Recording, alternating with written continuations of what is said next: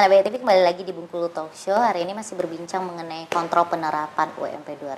Nah, kalau tadi kita sudah berbincang mengenai UMP. Kalau UMK sendiri seperti apa, Pak Triokta? Alhamdulillah UMK sekarang kan sudah tetapkan. Kita punya 3 UMK. Kota Bengkulu, Kabupaten Bengkulu Tengah, dan Kabupaten Muko-Muko. Namun kita memiliki 4 Dewan Pengupahan. Salah satunya adalah Dewan Pengupahan di Bengkulu Utara, Kabupaten Bengkulu Utara. Namun untuk tahun ini kayaknya masih belum bisa menetapkan UMK. Mudah-mudahan tahun depan lah.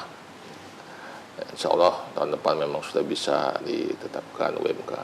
Tapi kita juga harus mendorong untuk kabupaten-kabupaten lain yang belum punya Dewan Pengupahan untuk para bupati itu lebih memperhatikan pentingnya nilai sebuah upah minimum di kabupaten masing-masing.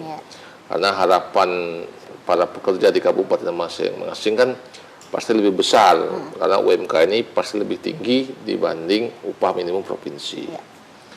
Nah, contohnya di Kabupaten Muko-Muko saat ini sudah 2,7.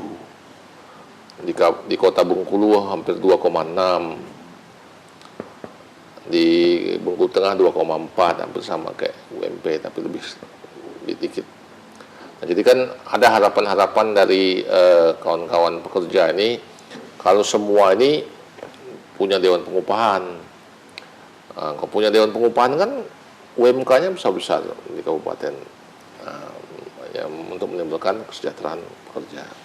Tapi juga kita kan tidak hanya mempertimbangkan dari upah, tapi bagaimana kenyamanan juga berusaha, terus mengundang investasi. Jadi kan itu juga harus berimbang.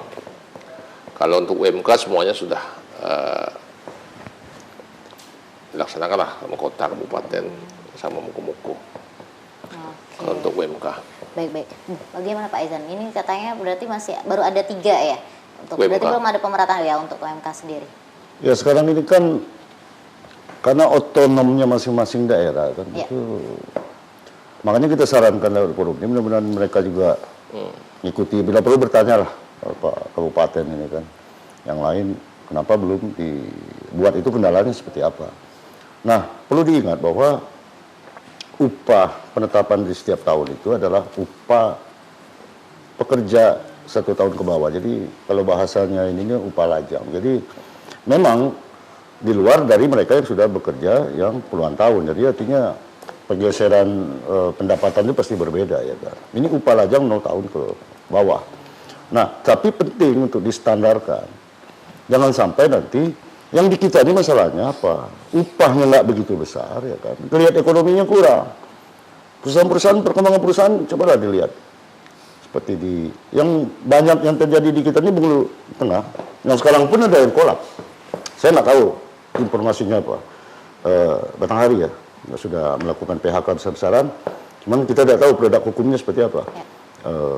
Apa namanya itu, ketidakmampuan dia sehingga dilikuidasi perusahaan itu stop untuk aktivitas. Jadi pilotnya di mana? Kita belum dapat kejelasan itu.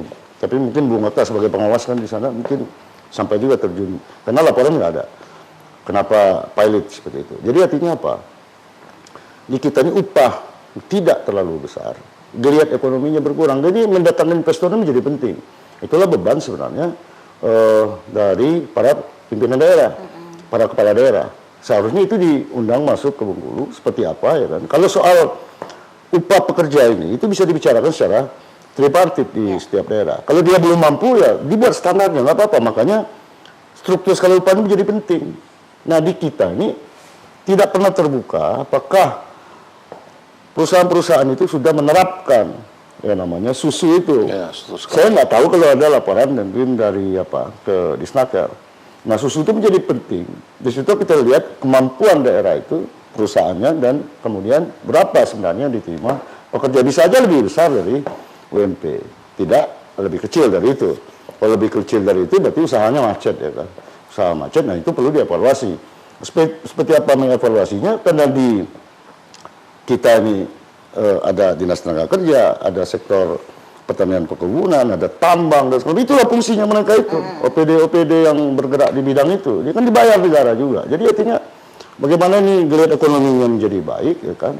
Upah menjadi nyaman untuk para pekerja, perusahaan juga nyaman untuk berusaha. Cuman sekarang ini gambaran itu kalau kami, saya sendiri nggak dapat di situ, karena setiap tahun kita berkutat soal berapa upah layak bagi pekerja. Nah, cuma perusahaannya yang mana-mana aja di kita ini. Seharusnya ini menjadi apa namanya itu pekerjaan kita bersama-sama. Itu makanya dibentuklah Dewan Pengupahan. Ada satu lagi yang tertinggal di tempat Pak Okta ini, yang namanya tripartit daerah. Anggotanya juga pekerja, pengusaha, dan pemerintah. Ketuanya langsung itu adalah gubernur. Sampai sekarang tidak berjalan dengan baik. Nah, makanya Pak Gubernur, saya minta tolong betul itu, karena disitulah kita secara bersama memecahkan persoalan industrial yang ada di provinsi ini. Bukan hanya soal upahnya aja, banyak soal. Soal kesehatan pekerjanya seperti apa, kesehatan pengusahanya seperti apa. Sehingga bersinergi antara pengusaha, pekerja, dan pemerintah. Disitulah melihat pertumbuhan ekonomi kita ini seperti apa. Kita ini masih kategori miskin di Indonesia ini. Nah, inilah sebenarnya kita bersama, ayo duduk bersama-sama. Di mana kelemahannya? Mari kita support pengusaha, support pemerintah, support juga pekerjanya, sehingga bersinergi antara ketiga pihak itu. Nah, inilah yang masih ruang-ruang itu kosong. Sebenarnya teman-teman di DPR kan juga bisa melakukan itu, menginisiasi ini dengan eksekutif, ya kan. Dan mereka juga ada bidangnya, ada komisinya sebenarnya di situ kan, komisi soal ketenagakerjaan, ada soal dunia usaha di sana. Nah, ini juga tidak apa ya, maaf cakap itu nggak pernah terdengar suara untuk melakukan rapat secara bersama. Harusnya itu kan bisa dilakukan secara bersama-sama. Bukan hanya kita di setiap berbicara, baik itu di publik maupun di internal masing-masing, bicara soal kenaikan upah. Banyak sekali sektor yang lain. Upah itu bagian dari terkecil dari persoalan industrial sebenarnya. Soal lain banyak lagi yang menghadang kita. Nah, ini harusnya saya mengingatkan pemerintah, inilah baik di daerah maupun di provinsi. Ini yang harus kita kejar, ya kan, dalam 2023 ini. Bagaimana ini secara simultan ayo kita bicarakan secara bersama-sama. Kami siap menyumbangkan minimal mendoronglah seperti apa untuk membantu mereka, ya kan. Biarlah kami mendorong itu dengan bekerja sosial, kan, mendorong pemerintah supaya bergerak, supaya kita dipandang secara nasional, itu sebenarnya. Benar-benar baik-baik. Nah, ini nanti tadi kita sudah membahas mengenai ini, sudah panjang sekali nih Pak. Tapi kita belum membahas mengenai apa kata para pengusaha terkait dengan adanya kenaikan UMP dan penerapan UMP. Namun itu kita bahas nanti setelah segmen selanjutnya. Kita rehat lagi sejenak. Sana BYTV, kami akan segera kembali setelah pesan-pesan berikut ini.